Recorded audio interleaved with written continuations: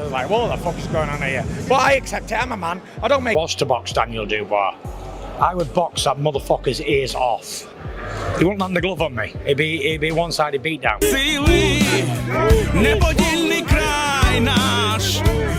You little shithouse.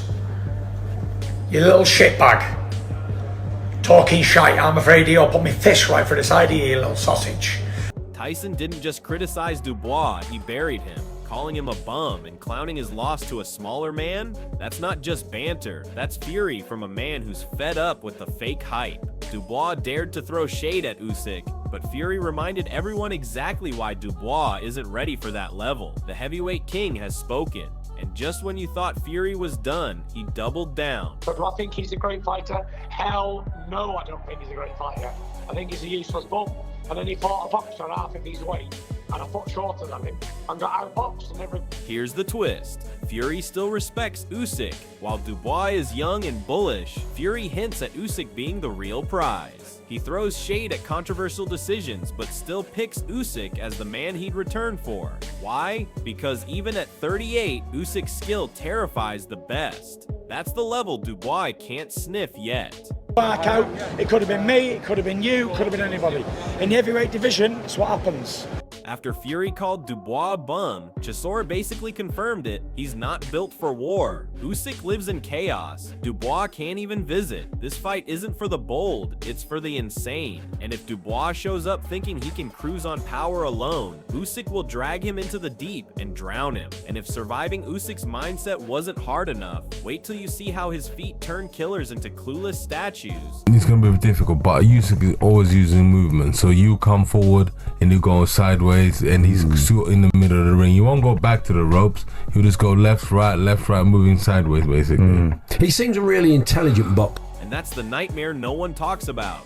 Usyk's feet are evil. You don't just chase him, you get spun in circles. While Dubois is swinging for ghosts, Usyk's dancing around him like it's a masterclass. Side to side, in the center, he's untouchable. That's not movement, that's humiliation. Dubois might bring power, but if he can't pin him down, it's game over. Listen, whatever happens, Wembley is going to be amazing. Save money is on Oleksandr Usyk. Yeah, so Daniel has to come in there and do something amazing. Do you understand? He has to find something amazing and do it for him to win. But he will not win on points. He will win by a knockout. He has. This is where reality slaps the hype straight across the face. Duke McKenzie gives Dubois his flowers, says he's grown, more composed, picks his shots better. But then comes the punchline: if it wasn't Usyk. That one line strips it all back. No matter how improved Dubois is, no matter how mature or sharp he's become, it means nothing against Oleksandr Usyk. This is a man who dissected Joshua twice and made Chisora look lost. Dubois being better now doesn't make him good enough. It's like upgrading a BB gun and expecting to shoot down a fighter jet. Duke's being kind, but he knows what we all know. Against anyone else, Dubois might stand a chance. But against Usyk, he's walking into a clinic. The skills gap is still massive, and no seasoning can change that. And just in case people didn't get the message, Duke went even harder in his next breakdown. I say, if he was fighting anybody else other than Oleksandr Usyk, I would pick him to win. But what they're convinced... You think he is number 2 heavyweight in the world right now? Yeah, absolutely.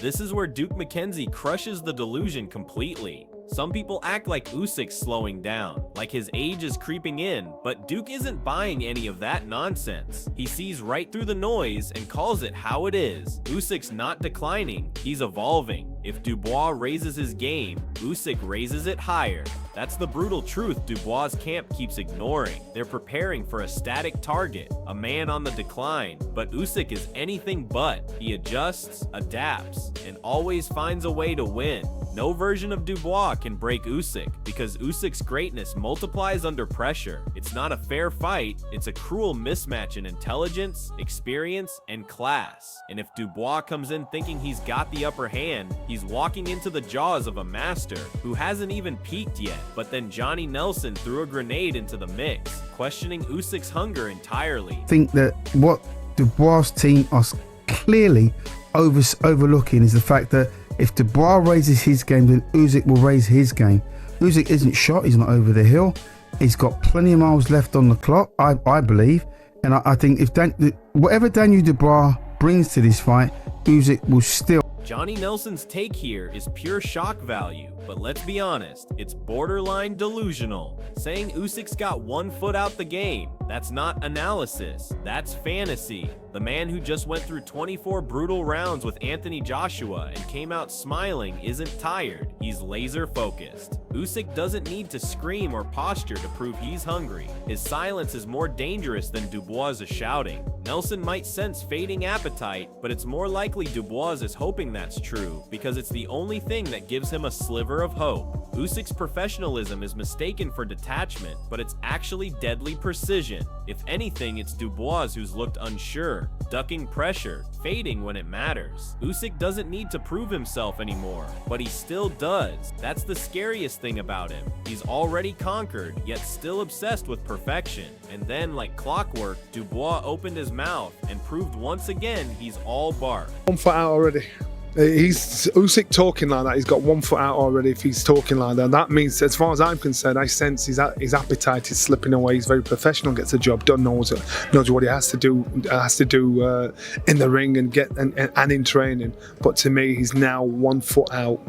Dubois is back on his tough guy routine, barking about bombs and savagery like that's enough to shake a man like Usyk. But here's the truth, Usyk's been in deeper waters with nastier sharks. This isn't some journeyman he's facing, this is a former undisputed cruiserweight king and unified heavyweight ruler. You don't get under Usyk's skin with punches, you can't. He's faced guys with more power, better timing, and greater experience. And every time he walks through the fire untouched. Dubois talks about being savage, but savagery without strategy is just desperation. Usyk isn't going to be rattled. He's going to smile, dodge, and embarrass him. Dubois keeps selling wolf tickets, but Usyk's already seen that movie and rewrote the ending. If Dubois brings the same reckless fire, Usyk will calmly extinguish it with surgical coldness. Get under his skin. I'm gonna get under his skin with these punches, with these bombs I'm gonna be throwing, so yeah. Frank Warren is doing what promoters do best, selling hope. He talks about mental maturity and how Dubois has shared the ring with Usyk already. But let's not rewrite history. Dubois didn't just lose that first fight, he broke mentally and physically. That wasn't a learning experience, that was a breakdown. Saying he wants revenge sounds dramatic, but revenge only works if you've closed the gap, and Dubois hasn't. Sure, he's mature, sure he's calmer now, but mental calm doesn't land punches, and belief doesn't dodge shots. Warren says he believes in him, but even that sounds forced. It's promotion, not prophecy. Usyk's the same man who shattered Joshua's rhythm and turned him into a confused slugger, and Dubois thinks he'll suddenly figure it out in a rematch. Let's be real, no amount of mental growth covers up the gap in ability, footwork, and experience. This revenge angle is desperate. It's not a comeback narrative, it's a recycled illusion. Warren's banking on hope, not evidence. And that's always dangerous when you're putting someone back in the ring with a technician like Usyk. Then came Peter Fury, trying to add logic to the madness. But even he couldn't ignore the elephant in the ring. He's really matured, as I say, coming off of these great wins he's had. He's already shared the ring with Oleksandr, and he knows what he's got in front of him, and he's not phased at all. You know, he called out and wanted this fight. He wants revenge, and as I say, I believe in him. You know, if it's all about being mentally disturbed to beat him. Peter Fury's take sounds measured, but it's quietly devastating. He admits Dubois is better, sharper, maybe even more confident, but none of that matters unless he can touch Usyk, and that's the catch. You can't knock out what you can't find.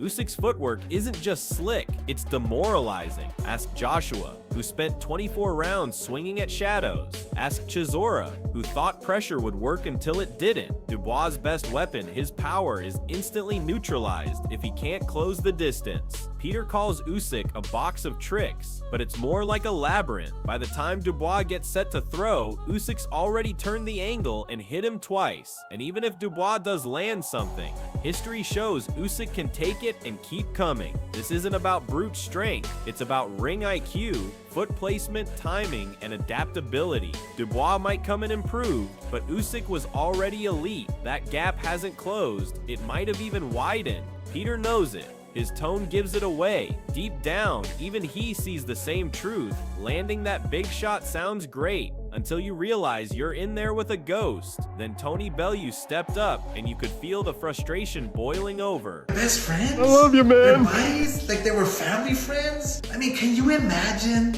Muhammad Ali or like Joe Frazier having dinner together? What? Can you imagine Mike Tyson and Mitch Green? Bellew wasn't just speaking, he was spitting fire. And rightly so. This low blow excuse Dubois and his team keep pushing. It's a joke. Usyk isn't just clean, he's clinical.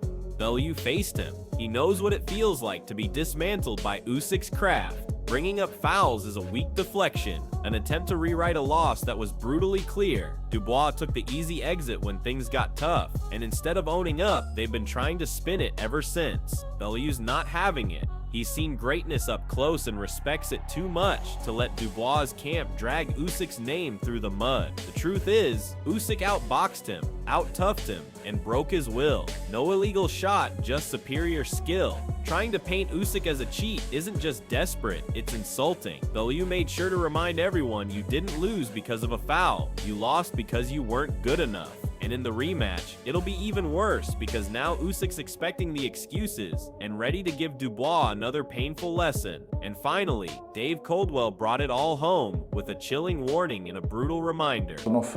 He'll come across a completely different skill set than Oleksandr Usyk. You got to remember he's been in there with him already, and we all know what happened last time. Yes, true. I don't want to hear this stuff about low blows. It's called a protector for a reason.